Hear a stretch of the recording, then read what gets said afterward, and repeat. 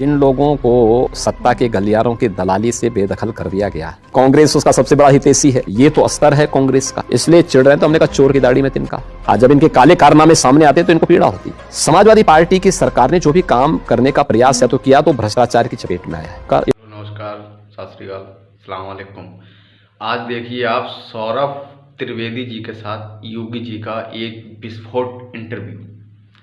बहुत बेबाक से अपने क्वेश्चन रखेंगे और योगी जी भी इस पर कौन से आंसर देंगे।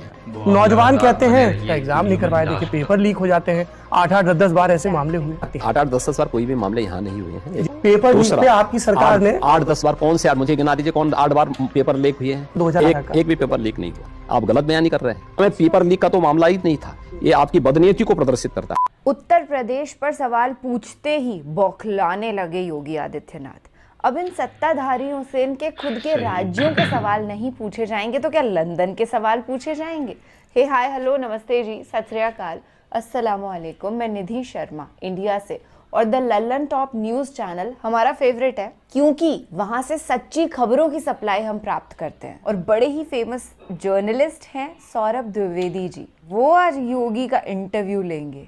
I am N utter shock कि योगी जी ने सोच भी कैसे लिया कि वो सौरभ जी जैसे पत्रकार को फेस करेंगे। नहीं तो ज्यादातर ये रजत शर्मा या जितने भी गोदी एंकर्स हैं उन्हीं के सामने बैठे दिखाई देते हैं। ये ही नहीं, सारे भाजपाई ऐसे हैं, चाहे स्मृति ईरानी हो या फिर मोदी जी। भाई उनसे बड़ा एग्जाम्पल कौन है? उन्होंने तो सारी हदें पार कर दी हैं स्क्रिप्टेड इंटरव्यूज के क्रिएशन की। Man, hats off to his script writers creativity, क्योंकि इसमें भी क्रिएटिविटी मोदी जी की डेफिनेटली नहीं है। मोदी जी तो इतने होशियार हैं कि अगर उनके पास स्क्रिप्ट ना हो ना तो उल्टा सीधा कुछ ऐसा बोल देते हैं जो 5वीं में पढ़ता हुआ बालक भी ना बोले।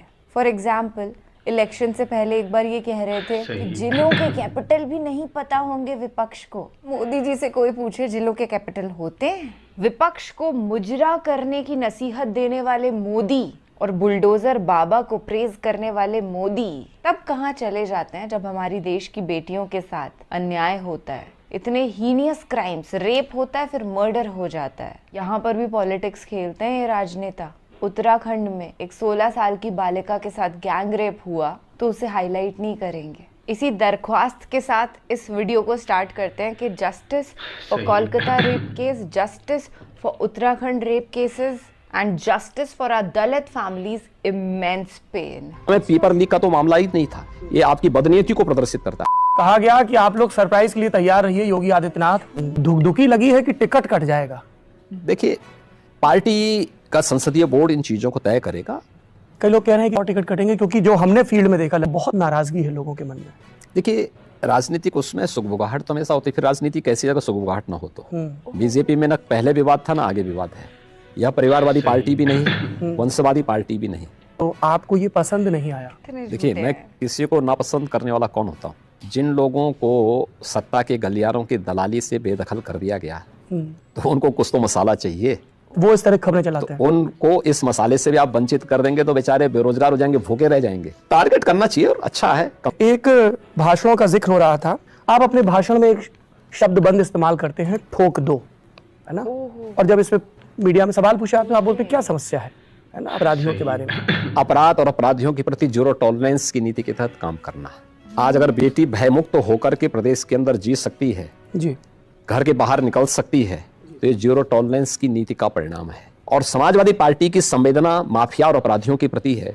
उसकी संवेदना उन आतंकवादियों की प्रति है जो राम जन्मभूमि पर आतंकी हमला करते हैं जी। आतंकियों के मुकदमों को जिस बेशर्मी के साथ उन्होंने वापस लेने का प्रयास किया था, उनके प्रति उनकी संवेदना है। जनता को आप मूर्ख समझना बंद कर दीजिए। मुझे लगता है अगर पब्लिक को जैसे भी राहत मिले उसको राहत मिलना चाहिए, चाहे जेल में मरे चाहे बाहर मरे।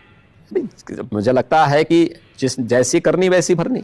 अच्छा, इन पे सवाल उठते हैं। कहा जाता है कि मुख्तार अंसारी पे कार्रवाई की, अतीक अहमद पे कार्रवाई की, सब पे ये इल्जाम लगाते हैं आप पर कि पक्षपातवाद है, सब पर समान दृष्टि से कठोर कार्रवाई नहीं है। लेकिन ये कहना कार्रवाई नहीं की गलत है। ये जो इनके हमदर्द हैं उन लोगों से पूछना चाहिए जो लोग इन्हें सांसद विधायक चुन करके भेजते थे। कि मुख्तार अंसारी को कौन, कांग्रेस उसका सबसे बड़ा हितैषी है और कांग्रेस में कोई तो है जो राष्ट्रीय सुरक्षा के साथ खिलवाड़ कर रहा है। कितना बेशर्मीपूर्ण और कितना शर्मनाक बयान का आया है। अब ये तो अस्तर है कांग्रेस का, तो इसलिए कांग्रेस की ये प्रवृत्ति बन चुकी है, इसकी फितरत बन चुकी है संवैधानिक संस्थाओं की अवमानना करना और राष्ट्रीय सुरक्षा के साथ खिलवाड़ करना। यानी उनको मुस्लिम वोट चाहिए लेकिन अब्बा जान से परहेज।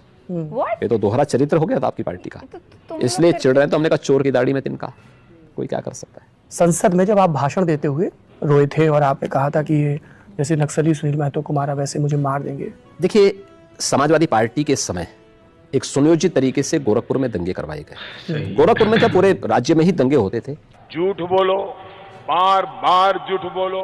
एक हिंदू बालिका को जबरन मुहर्रम के जुलूस में जाने वाले उपद्रवी छेड़ते हैं, उसको ले जाने का प्रयास करते हैं तो एक व्यापारी लड़का उसको बचाता है।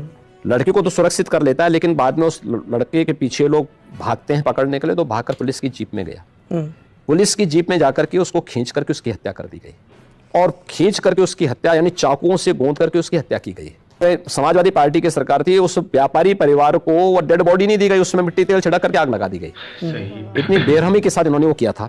व्यापारियों के कई प्रतिष्ठानों में आग लगाए गए थे कि वो बदहाल स्थिति थी प्रदेश के अंदर समाजवादी पार्टी के समय। न राह चलते हुए बेटियां सुरक्षित थी, न राह चलते हुए नौजवान सुरक्षित थे, और अगर कोई व्यक्ति इसकी मांग करता था, सुरक्षा की मांग करता था, तो उसको झूठे मुकदमों में फंसा दिया जाता था। तो ये समाजवादी पार्टी की एक फितरत थी झूठे मुकदमे लगाने की। आज इनको पीड़ा होती है जब अपराधियों के खिलाफ कार्रवाई होती है, तो आज जब इनके काले कारनामे सामने आते हैं तो इनको पीड़ा होती है।